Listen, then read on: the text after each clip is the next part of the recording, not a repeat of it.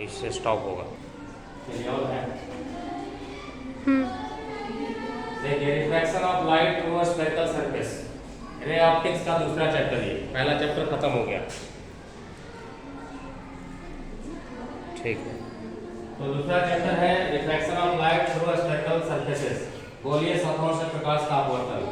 गोलीय सतह दो तरह का होता है, पहले से जानते हैं, एक अवतल और एक उत्तल।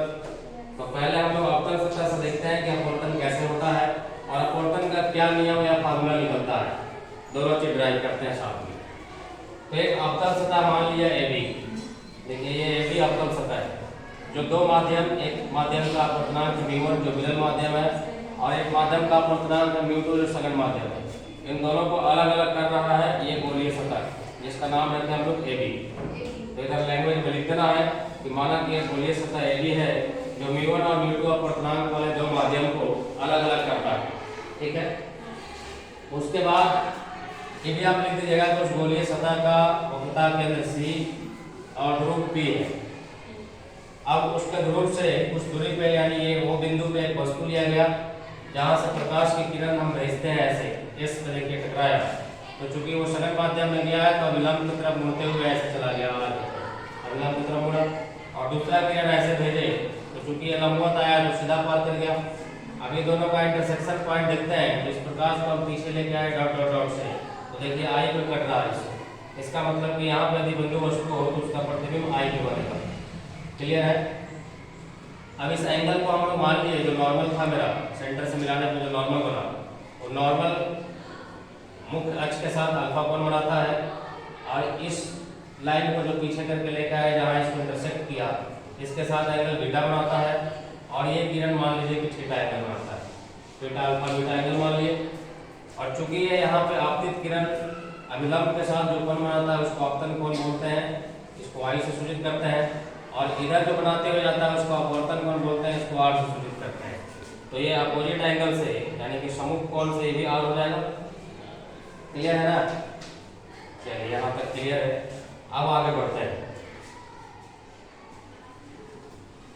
यहाँ पे μ2 ग्रेटर देन μ1 है, यानी इधर वाला मिडल है, उधर वाला सघन है। क्लियर है। वस्तु दूरी यदि हम लोग देखें तो O से P तक की दूरी को वस्तु दूरी कहते हैं। वस्तु दूरी लेफ्ट साइड में है इसलिए माइनस ही होगा।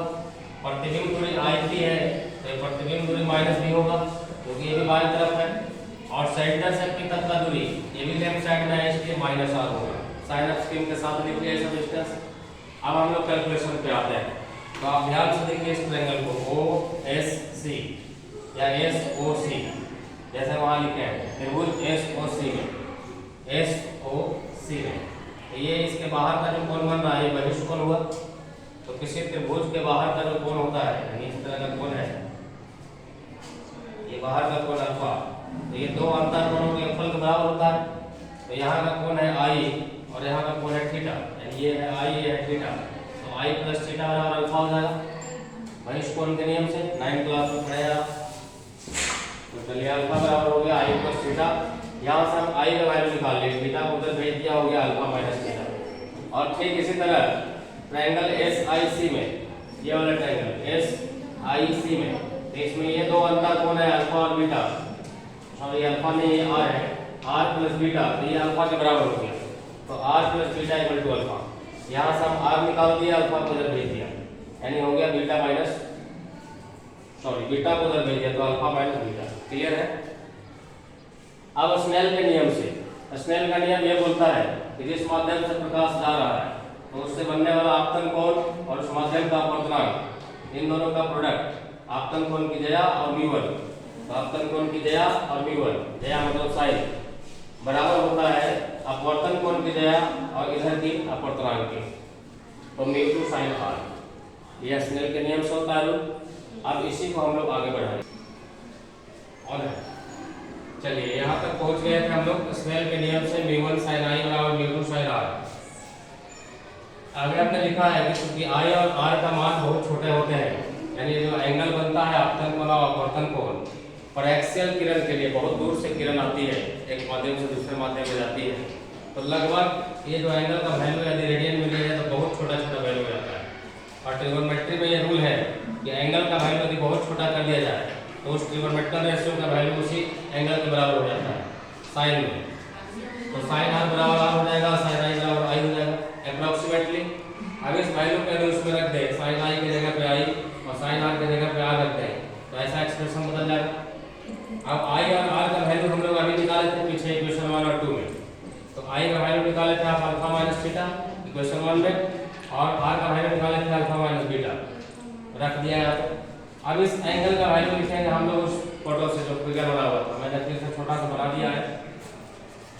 देखिए 9वीं क्लास में पढ़े थे कि कोण बराबर होता है चाप बटा त्रिज्या, या जब ट्रिगोनोमेट्री शुरू हुआ होगा तब भी पढ़े होंगे कि कोण बराबर चाप बटा त्रिज्या यानी थीटा बराबर एल बटा आर। ऐसा एक फार्मूला होता है कि कोई कोण बनाने वाला जो चाप होता है उसकी लंबाई और उसके त्रिज्या का अनुपात उस कोण के बराबर हो जाता है। तो इस कोण को बनाने वाला कौन है? पहले है अल्फा।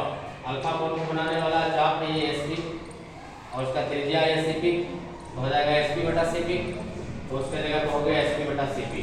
दूसरा एंगल था थीटा, तो थीटा को बनाने वाला जो चाप है वही एसपी, लेकिन इसका त्रिज्या देखिए ये है ओपी, तो एसपी बटा ओपी। अगला एंगल अल्फा फिर से आ गया, तो अल्फा फिर से हो जाएगा एसपी बाई सीपी, और बीटा तो बीटा हो गया एसपी बाई ये त्रिज्या यानी कि आईपी, तो एसपी बाई आईपी। अब इन सबका वैल्यू रखेंगे। पहले ये दोनों कॉमन था, एसपी कॉमन कर लिए, ये दोनों भी कॉमन है, यहाँ कॉमन कर लिए, एसपी से एसपी कैंसिल हुआ। अब देखिए 1 by CP 1 by OP 1 by CP 1 by IP बचा। ये सीपी ओपी सीपी आईपी इसका वैल्यू हम पहले लिखे थे जब लैंग्वेज लिखे थे आप कि सी से पी तक का दूरी यानी ये सेंटर से पी तक का दूरी है त्रिज्या कहलाता है, और चूंकि बाएं तरफ है तो माइनस आर होगा, तो इसके जगह पर रख दिया माइनस आर। ओपी यानी कि वस्तु से लेकर के ध्रुव तक का दूरी, ये वस्तु दूरी कहलाता है, तो वस्तु दूरी बाएं तरफ है इसलिए माइनस यू, और फिर से सीपी तो माइनस आर। आईपी हो गया प्रतिबिंब दूरी, तो प्रतिबिंब दूरी को भी से लिखते हैं, वो भी बाएं साइड है तो माइनस बी। अब इसको हमने माइनस माइनस प्लस कर दिया, ये भी minus minus plus 1 by you इधर हो गया और माइनस 1 बाई आर इधर हो गया, ये माइनस माइनस प्लस हो गया 1 बाई वी इधर 1 बाई आर इधर हो गया। अब इसको मल्टीप्लाई किए तो मी 1 बाई यू, अब इसको मल्टीप्लाई किए मी 1 बाई आर, और माइनस में था इसको इधर भेज दिए तो आ गया मी 1 बाई आर प्लस में, इधर मल्टीप्लाई किए मी 2 बाई वी, इसको उधर भेजे तो हो गया माइनस म्यू 2 बाई वी, और फिर इसमें मल्टीप्लाई किए तो माइनस म्यू 2 बाई आर। अब इसको हम आगे सॉल्व करते हैं, बोले चलिए। अब उसके आगे हम लोग उधर आर का एलसीएम ले लेते हैं, तो v1 minus v2 by are हो जाएगा, और लेफ्ट साइड में ये तो एक मेरा रिजल्ट निकल गया कि v1 माध्यम से यदि v2 माध्यम में कोई प्रकाश आ रही है और अपवर्तित हो रही है तो उसमें वस्तु दूरी प्रतिबिंब दूरी और उसके त्रिज्या में ऐसा ही संबंध आता है।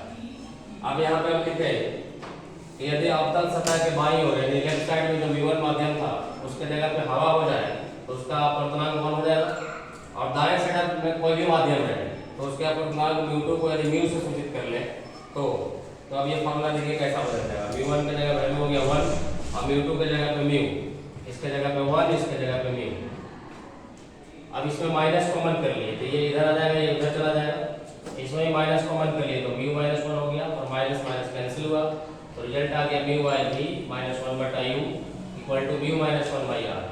यही एक अब इस इक्वेशन निकल गया आपका कि एक माध्यम से दूसरे माध्यम में यदि गोलीय सतह से टकराते हुए प्रकाश जाती है तो उसका अपवर्तन का ये नियम है, ये